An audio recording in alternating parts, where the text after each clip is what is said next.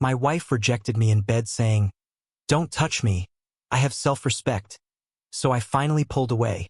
Don't ask me. I have self-respect. She lost her mind. Sup? Reddit. My wife thought she could treat me like garbage while I funded her lifestyle, then acted shocked when I finally stopped swiping the card. Grab your popcorn and enjoy the show. Name's Dean. 36. Male.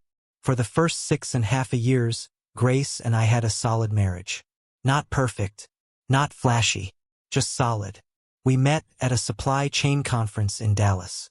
Bonded over terrible hotel coffee and even worse keynote speakers who droned on about synergy, like it meant something. She worked in event planning back then. Had her own thing going. Energy. Ambition. We dated 18 months before getting married. Bought a house in the Chicago suburbs. For bedrooms. Trim lawn. Quiet street. We did the whole American dream routine without even realizing it. And honestly, things were good. We traveled. Hit up Nashville. Austin. Took a trip to Colorado and hiked until our legs gave out. She had her friends. I had mine. Weekends were for couple stuff. Dinner at that place she loved. Movies on the couch. Normal marriage things. Nothing that would make you write a country song. But nothing that would make you call a lawyer either. Then about 5 months ago something shifted. It didn't explode overnight. Started small. Little comments about how I never put enough effort into date nights. Eye rolls when I'd suggest cooking instead of ordering out. A new habit of correcting me in front of people like I was some kid who couldn't keep facts straight. Your friend Carter, not Carl. We went to Mexico, not Miami. You're thinking of your other job. Small stuff, petty stuff, but constant. Around the same time, her friend Monica started coming around more. Monica the realtor. White Audi. Talks like she's closing a deal even when she's just asking how your day was. Divorced twice. Collects alimony like baseball cards. Has opinions about everyone's relationship, especially ones that aren't hers. Suddenly, Grace is talking about how I don't appreciate her enough. How marriage should be a partnership with equal effort. How she deserves better treatment. Better treatment?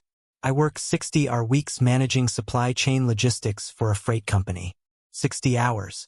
Sometimes more. I pay the mortgage on our 4-bedroom house. I paid off her student loans last year.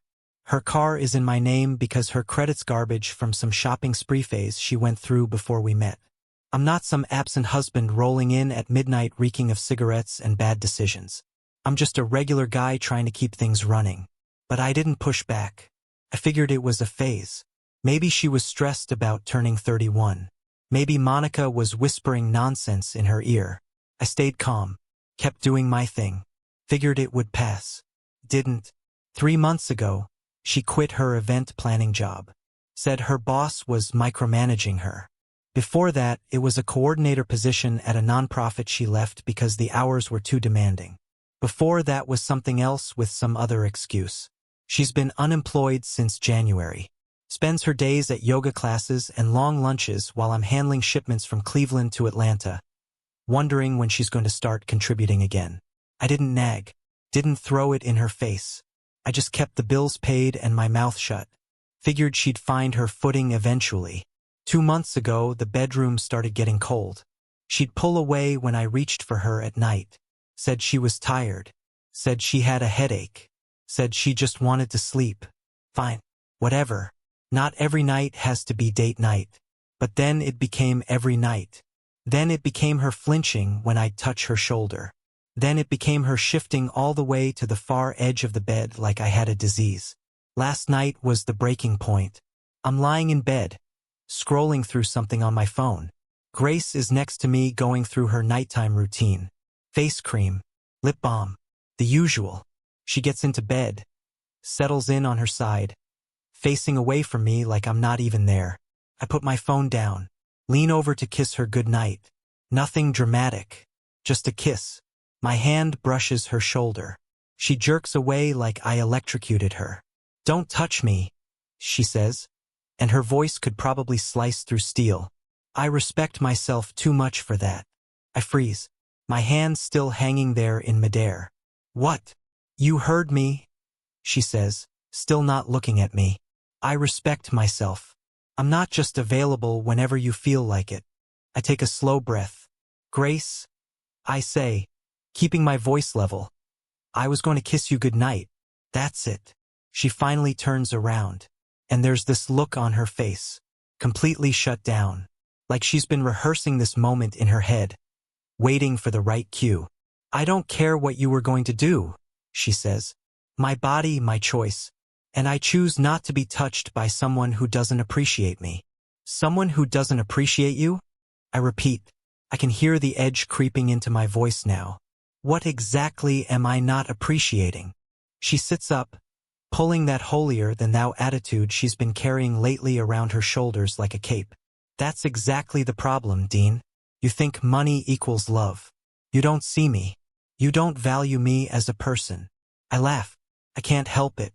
It just slips out because this is so ridiculous it's almost performance art. I don't value you? You haven't worked in 5 months.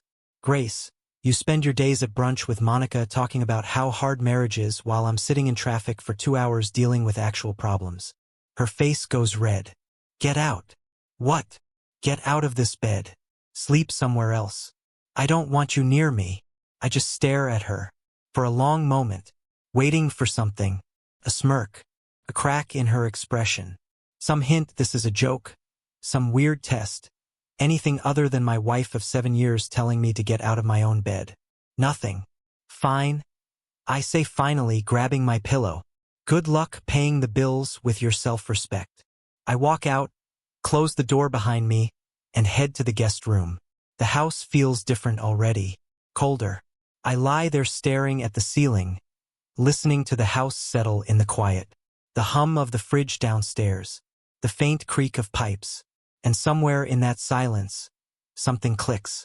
This isn't a phase. This isn't stress.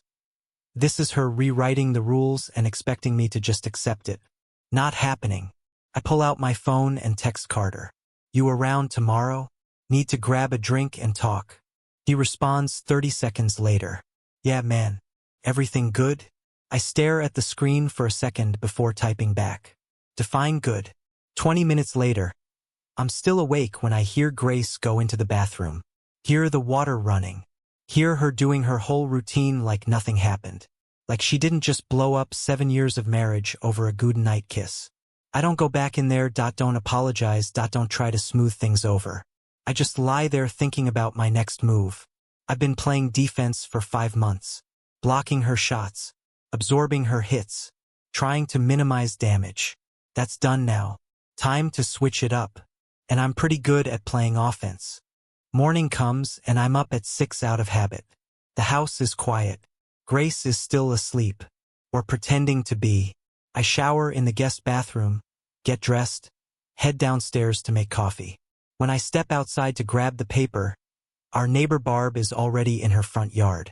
Barb's the 60-something woman who's lived on our street since dinosaurs roamed the earth. She knows everything about everyone.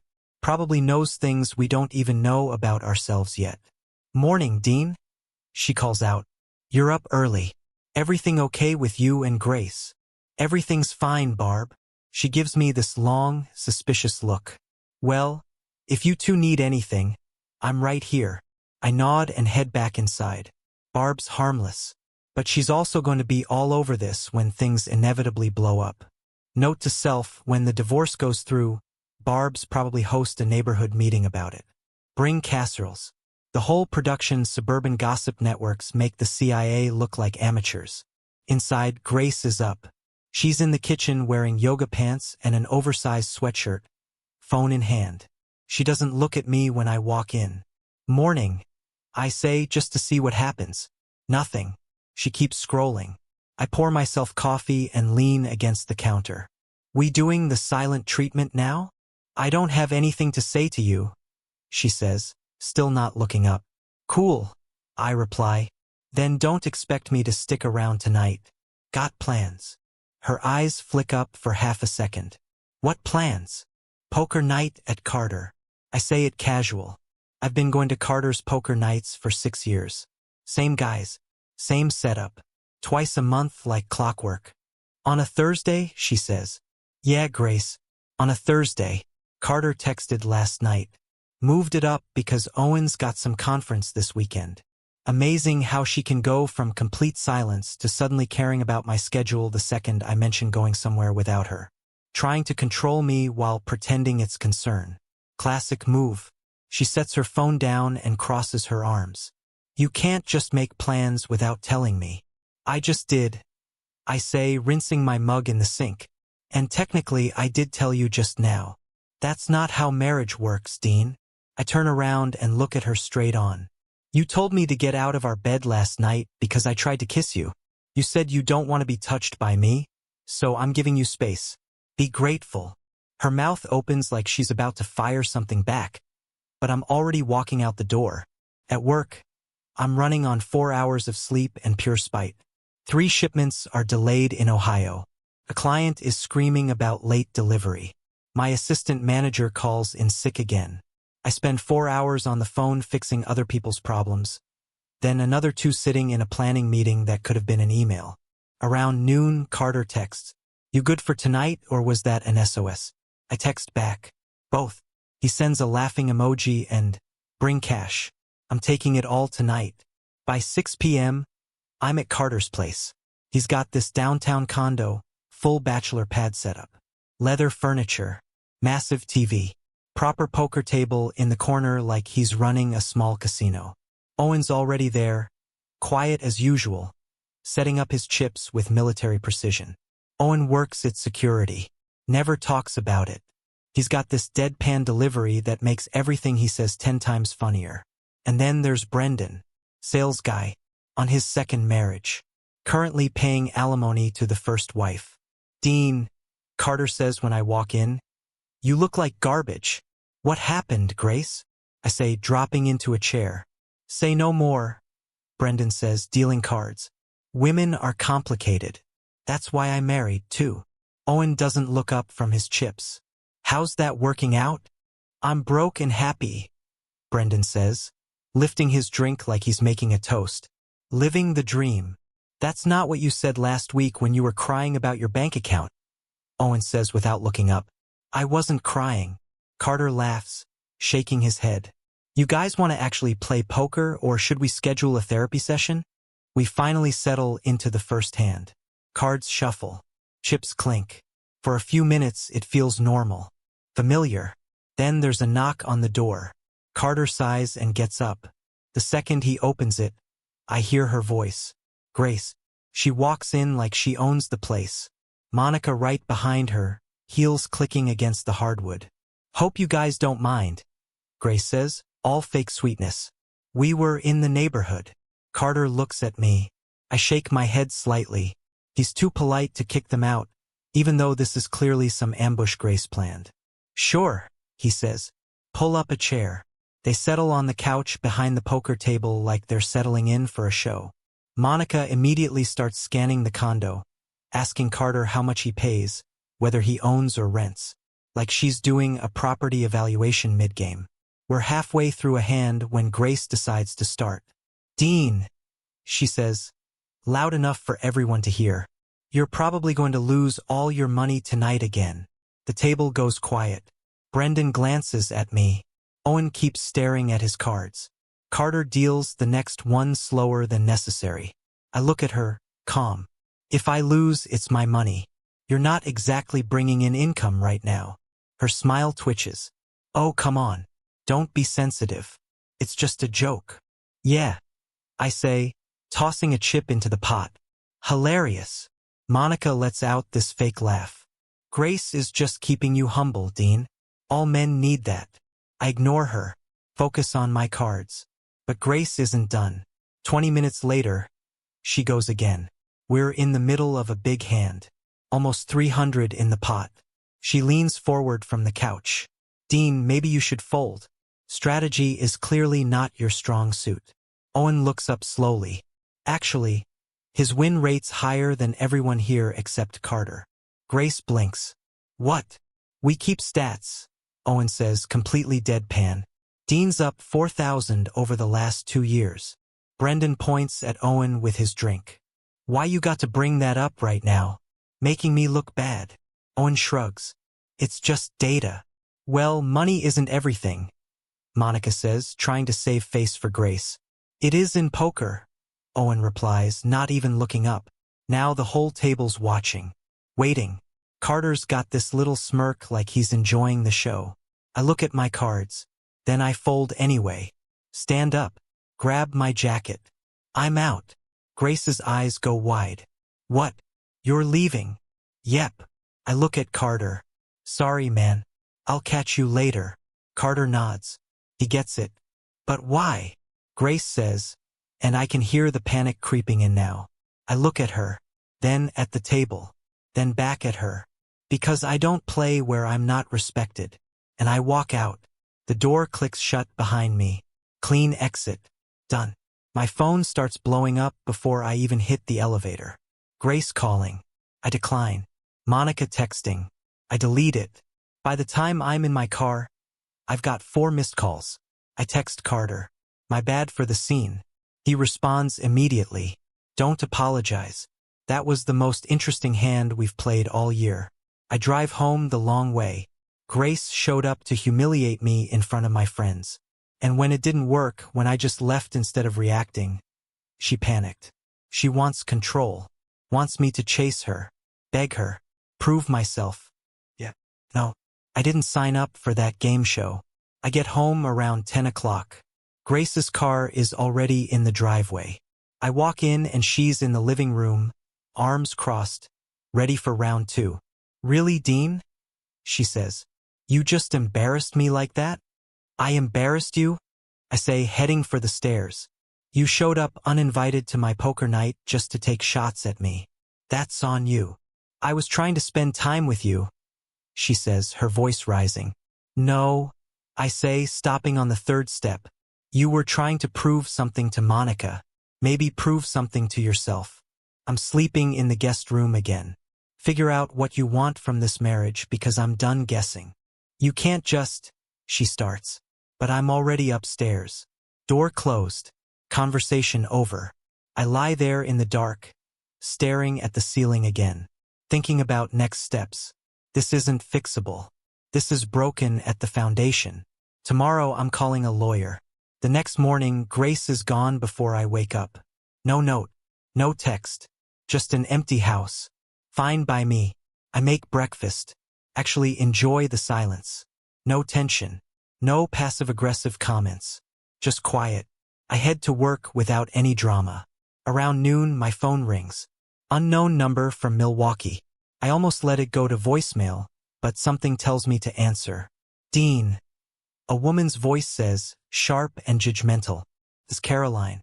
Caroline, my mother-in-law. A woman who's never liked me and has been taking shots at our marriage for 7 years at every family dinner. Hi, Caroline. I say, keeping my voice neutral. Grace called me this morning. She's very upset. You've been emotionally distant. Sleeping in another room. I was at poker night. Caroline, my poker night. She showed up uninvited. She says you've been hostile to everyone. Grace deserves better than this. Caroline, if she deserves better, tell her to go find it. I'm done being lectured by you. How dare you? I hung up. That evening, I'm sitting on my porch with a soda, trying to let the quiet settle in my chest, when Barb materializes from nowhere. Saw Grace leave with suitcases this morning, she says. Everything okay? She went to her mother's, I say, taking some space. Barb sits down on my porch steps uninvited, like she belongs there. It's about who's willing to be more stubborn. You want this to work? Outlast her. I'm not trying to outlast anyone, I say. I'm just tired of being the enemy in my own house. She stands up, brushes off her hands, then maybe stop defending and start attacking. She walks away before I can ask what that means. Grace comes back 2 days later with her mother in tow. Caroline walks in like she owns the place. Immediately starts rearranging throw pillows. Dean, she says, barely looking at me. We need to talk. No, we don't. I say this is between me and Grace. I'm her mother. I have a right. You're a guest in my house, Caroline. Act like it or leave. Her face goes purple. Grace jumps in. See, this is exactly what I'm talking about. He's hostile to everyone. Your mother just walked into my house and started criticizing me within 30 seconds because someone needs to, Caroline says. I grab my keys. I'm going to Wisconsin for the weekend. You two can have the house. You can't just leave, Grace says. Watch me. Wisconsin's a 3-hour drive, and I make it in 2 and January 2nd. The cabin's exactly as I left it last month. Small, rustic, quiet. I spend the weekend fishing, reading, not thinking about Grace or Caroline or any of it. Just the sound of water, the weight of a book in my hands, the kind of silence that doesn't judge you. When I get back Sunday night, Grace is calmed down. Caroline's gone. We exist in the same house for another week without talking much. Passing each other in hallways. Sleeping in separate rooms. Breathing the same air without saying anything real. Then Wednesday morning, she corners me in the kitchen before work. What's this? Ask. Marriage counseling, she says. I found someone. We have an appointment Friday. I'm not going, I say. Dean, we need help. No, Grace. You need to decide what you want from this marriage because I'm done being your emotional punching bag while you figure yourself out. I'm trying to fix this, she says, getting louder. By ambushing me with appointments I didn't agree to? By bringing your mother here to attack me? That's not fixing anything. My phone buzzes. Text from Carter. Monica's throwing a barbecue Saturday. You and Grace invited. Should I make an excuse for you? I text back. I'll be there. This is going to be fun. Saturday comes and we show up to Monica's house separately. I get there first. Grab a spot with Carter and Owen near the grill. Monica's backyard is ridiculous. In-ground pool with a waterfall feature. Outdoor kitchen with 3 different grills. Professional landscaping divorce settlements apparently pay well. Brendan's there too, holding court near the drink cooler with some story about a client who bought 30 hospital beds cash. Grace shows up 20 minutes later with Caroline and tow because of course she brought her mother. They make a beeline for Monica and 2 other women I don't know. All of them immediately start that high-pitched cackling that sounds awful. This is going to be a disaster, Carter says, watching them. Yep, I say, taking a drink. Should have stayed home. Why'd you come? Owen asks. Curiosity, I say. Want to see how bad it gets. Brendan walks over with a plate loaded with burgers. Your wife's giving you the death stare from across the yard. We're about an hour in. Food's on the grill. People are mingling when Monica calls out across the yard. Dean, she yells. Can you help Grace bring out the dishes? It's not a request, it's a command. Loud enough for everyone to hear. A test to see if I'll jump when she snaps her fingers. Half the yard turns to look. I look at her, then at Grace, then back at my conversation. No thanks, I say. I'm good. Dead silence spreads across the yard. Monica's face goes through about 5 emotions in 2 seconds. Shock, anger, embarrassment, more anger. Excuse me, she says. You've got 2 legs and 2 arms, I say. Voice completely casual. Pretty sure you can handle dishes without me. Grace jumps in now, sounding tense. Dean, don't be rude. No, I say, still not moving. I'm just not taking orders at a party. If you need help, ask like an adult. Don't announce it like I'm the hired help. Caroline steps forward now from wherever she was lurking, pointing at me like I'm a disobedient child. You will not speak to these women like that. I stand up now, hand my drink to Carter. Actually, Caroline, I'll speak however I want. This isn't your house. You're not my mother. And I'm done pretending you have any authority over me. The yard's completely quiet now. Even the kids stopped running around. A guy with grill tongs stands there frozen in midair. Eli's trying to disappear into his lawn chair. Grace's face is red. You're embarrassing me. No, I say, walking toward my car. You're embarrassing yourself. I'm just refusing to participate. Have a great party. I leave. Second party. Second exit. I'm developing a signature move. My phone explodes before I'm out of the driveway. Grace calling. Monica texting. I ignore all of it. 3 exits from 3 events in 2 weeks. At least I'm consistent. I drive to a restaurant, grab dinner alone, watch a game on TV. My phone keeps buzzing. Finally, I shut it off and enjoy the silence. When I get home around 9 o'clock, the house is empty. There's a note on the counter. Staying at Monica's tonight. We need space. I crumple the note and toss it. Space. Sure, whatever helps her sleep at night. Monday morning, I call Janet. Carter gave me her number months ago just in case. She's a divorce attorney. I need a consultation, I tell her assistant. She's got an opening Wednesday at 2, the assistant says. Wednesday comes and I'm sitting in her office downtown, 17th floor, windows overlooking Lake Michigan. Shelves full of legal books and framed credentials. Janet's in her late 40s, salt and pepper hair pulled back, doesn't miss a thing. Tell me what's happening, she says. I lay it all out. The bedroom rejection, the poker night ambush, the mother-in-law invasion, the barbecue disaster. Janet takes notes, asks questions. Does she work? No. Who pays the bills? I do. Whose name is on the house? Both, but I paid the down payment and handle the mortgage. The cars? Mine's in my name.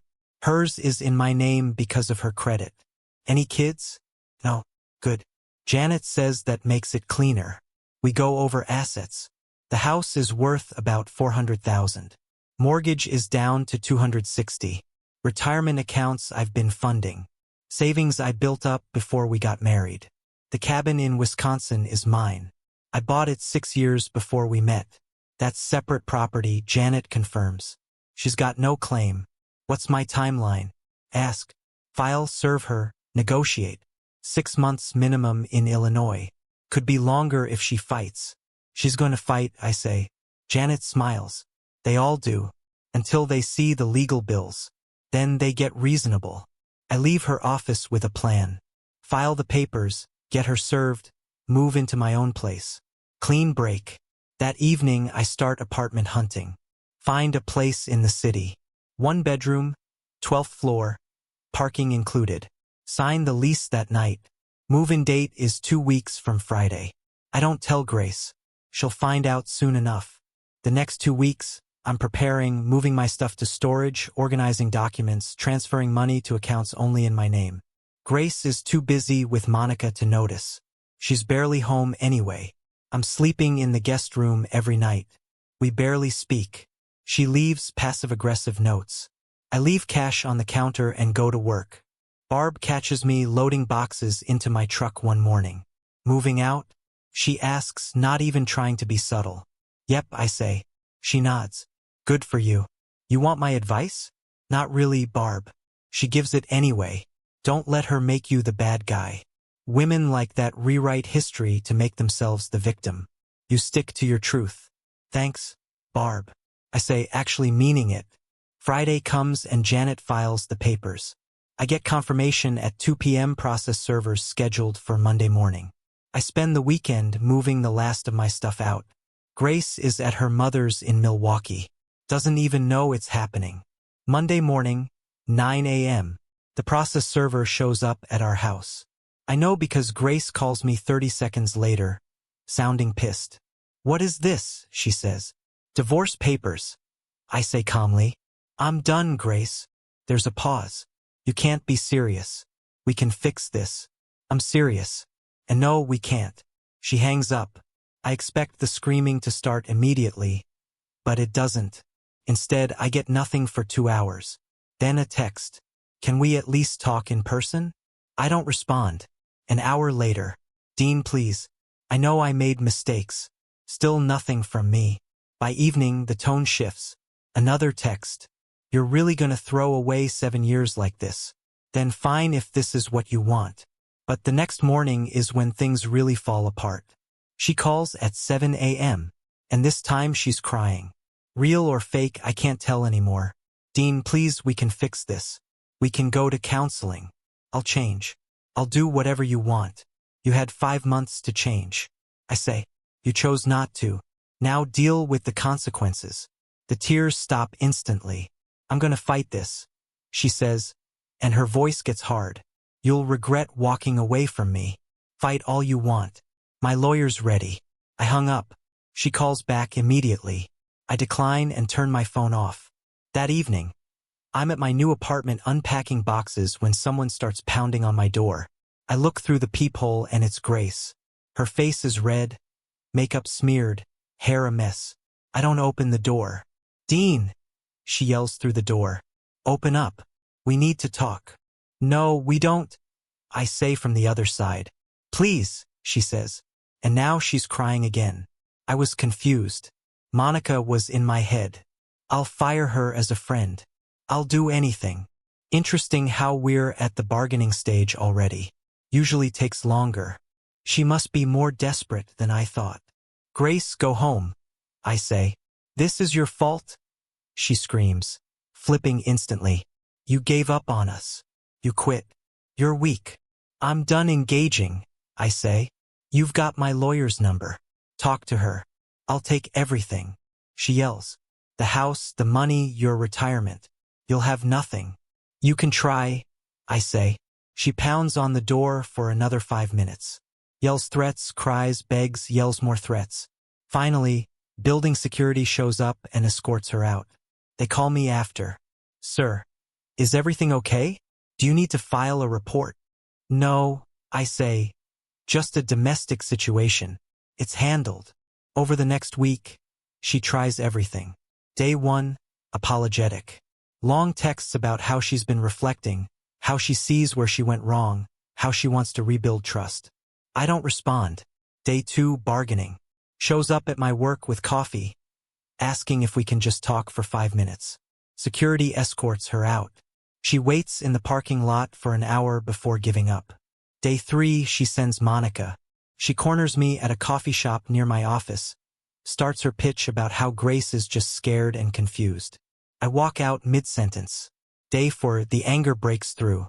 Texts shift from apologetic to accusatory. You gave up on us. You quit. You're weak. This is all your fault. Day 5, she tries using mutual friends. People I barely know start texting me about giving Grace another chance, about how marriage takes work. I block them all. And it goes on. Each day, she was getting more unhinged. Day 7, Carter texts. Grace is telling people you abandoned her for no reason. Just FYI, I text back. Let her talk. The truth comes out eventually. Janet calls me Friday afternoon. She's making noise about wanting the house, spousal support, and half your retirement accounts. I told her to get comfortable being disappointed. What's our play? Ask. We offer her exactly what she's entitled to and not a penny more. Illinois is equitable distribution. She gets half the marital assets. That's the house equity and retirement contributions made during marriage. No spousal support because she's capable of working. She can take it or we go to court and she pays legal fees. Sounds good to me, I say. By week 3, Grace is getting desperate. She starts posting on social media about betrayal and broken trust. Vague posts that are clearly about me. Monica shares them all with commentary about how men are trash. I don't respond, don't engage, just let her shout into the void. Then week 4 happens. I'm at the cabin for the weekend. Invited Carter and Owen up for fishing and grilling. Brendan was supposed to come but bailed last minute. Something about his second wife having a meltdown. Classic Brendan problems. We're out on the dock Saturday afternoon completely relaxed. Owen's actually caught 2 bass which he won't stop mentioning. Carter's caught nothing, but keeps insisting his technique is superior. I'm just enjoying the quiet.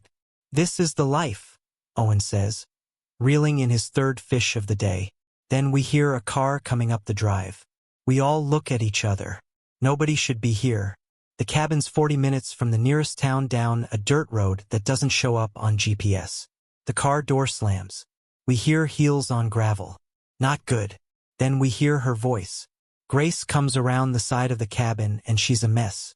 She's wearing a cocktail dress and stiletto heels like she just came from a restaurant. Swaying on those heels, eyes unfocused. Dean, she yells, spotting me on the dock. We need to talk right now. Owen looks at me, eyebrows raised. Want us to leave? I shake my head. Nah, stay. This should be entertaining. Grace stumbles toward the dock, almost trips twice. Carter mutters something about liability insurance, and I hold my laugh. You can't just ignore me, she says, getting closer, pointing at me. I'm your wife. You're my soon-to-be ex-wife, I say, not moving from my chair. And you're trespassing. This is my property. She stops at the edge of the dock, wobbling in her heels. The dock's only 5 feet wide, and she's taking up most of it. I came all the way here to make you listen to me. I'm not interested, I say. Go home. You ruined my life. You gave up on us. You're a quitter. No, I just stopped playing a rigged game where the rules changed every time I started winning. Carter snorts into his drink. Owen's biting his lip. Who the heck are you? Grace says, squinting at them. Are these your new friends? Did you replace me already? These are the same friends I've had for 6 years. I say. You're just too self-absorbed to remember. Hey, Owen says completely deadpan. That toast took me 3 hours to write. Carter starts laughing. I'm self-absorbed, she yells, getting louder. I gave you 7 years of my life, and I paid for all 7 of them. I say. What exactly did you give me besides attitude and ultimatums? I loved you, she says, like this is some grand revelation. You loved the lifestyle, I correct. You loved what I provided. That's not true, she says. Her voice cracks. Grace, I say, standing up now. You kicked me out of our bed for trying to kiss you. You humiliated me in front of my friends. You brought your mother to my house to attack me. You showed up at parties just to order me around like hired help. You made it very clear I wasn't good enough for you. So I left. That's on you. But I regret it, she says, full on sobbing now. Makeup running everywhere. I was confused. Monica said I deserved better, and I believed her. Monica's divorced twice and miserable, I say. Maybe don't take marriage advice from someone who can't keep one. Carter raises his drink. Cheers to that. You're being cruel, Grace says. I'm being honest. You wanted better. Go find it. But you don't get to show up drunk at my cabin throwing tantrums because I called your bluff. I came here to fight for us, she says. No, I say. You came here because you're realizing nobody else is going to put up with your BS. She just stares at me. Tears running down her face. Makeup completely destroyed now. Owen stands up, holding out his phone. Ma'am, you should probably get a ride home. You're not in any condition to drive. This is none of your concern, she yells at him. Then she turns back to me. This is what you want? To humiliate me in front of strangers. You humiliated yourself, I say. I hate you, she says. I shrug. Join the club. Your mother's president. She lets out this sound, half scream, half sob, and turns to storm off dramatically, which would have been more effective if she wasn't unstable and wearing 4-inch heels on a wooden dock. She makes it maybe 5 steps before her heel catches between 2 boards. For a second, she's teetering there, arms windmilling like she's trying to take flight. Then gravity wins. She goes down face first, full-on faceplant into the dock. The impact makes this hollow thud that echoes across the lake. Her dress rides up. One shoe flies off into the water with a plop, and she's just sprawled there, making this muffled sound into the wood. Owen's got his phone out before she even hits the deck. Carter's physically shaking with the effort of holding his laugh. His face is turning red. Grace pushes herself up slowly. Pieces of dock stuck to her forehead. There's a red mark forming on her cheek. Her hair hangs in clumps. She looks like she just lost a fight with a ceiling fan. Screw all of you. Did you just take pictures? Did you? Video? She slurs at Owen, still on all fours. Actually, Owen says, delete it right now. Owen looks at his phone, swipes a few times. Nope, I don't think I will. This is quality content. Carter loses it. Just starts laughing. Deep gasping laughs. The kind where you can't breathe. Grace struggles to her feet. One shoe on, one shoe gone. The red mark on her face is already starting to bruise. She's got splinters in her palms that she's trying to pick out while maintaining whatever dignity she thinks she has left. You're all terrible people, she says, voice shaking. I hate all of you. She tries to storm off again, realizes she only has one shoe, takes it off and throws it at me. Misses by about 3 feet. It lands in the lake next to the first one. Well, now you're littering, Owen observes. Should we call the DNR? Carter's sitting on the dock now, just completely unable to function from laughing. Grace limps barefoot toward her car, dress torn at the hem, looking absolutely defeated. Carter pulls out his phone. I'm calling her an Uber. She's definitely not driving. Good call, I say. Also, send me that video. Already did, Owen says. This is the best thing I've filmed since my nephew's birthday party when the clown got attacked by wasps. 10 minutes later, an Uber shows up. The driver takes one look at Grace's wrecked face and torn dress, and his jaw drops. Carter talks to him, probably tips him extra, and explains she's upset, not abused. Grace gets in the Uber, still crying. Her car sits in my driveway. Both her shoes are in my lake. Carter comes back to the dock. Well, that was dramatic. Wait till her lawyer sees the settlement offer. I say nothing. Owen's still looking at his phone, grinning. I'm definitely making stickers of this. We fish for another hour. It's quiet except for the water lapping against the dock, the occasional bird call, and Owen periodically snickering at the video on his phone. 6 months later, the divorce is final. Grace got exactly what she was entitled to under Illinois law. Half the house equity after selling costs, half the marital retirement contributions, her car, that's it. No spousal support. The judge ruled she was capable of working. She tried arguing emotional distress and abandonment. The judge shut both down fast. Total legal fees cost me $8,000. Worth every penny. She moved in with Monica permanently after the house sold. Last I heard, through the suburban gossip network that is Barb, she got a part-time job at a bank. Probably hates every minute of it. Caroline called me once after the divorce finalized. Told me I destroyed her daughter's life, that I was selfish and heartless. I told her she should have taught her daughter not to bite the hand that feeds her. She hung up, hasn't called since. Carter and Owen come by most weekends. We do the normal bachelor stuff. Watch games, play cards, order food.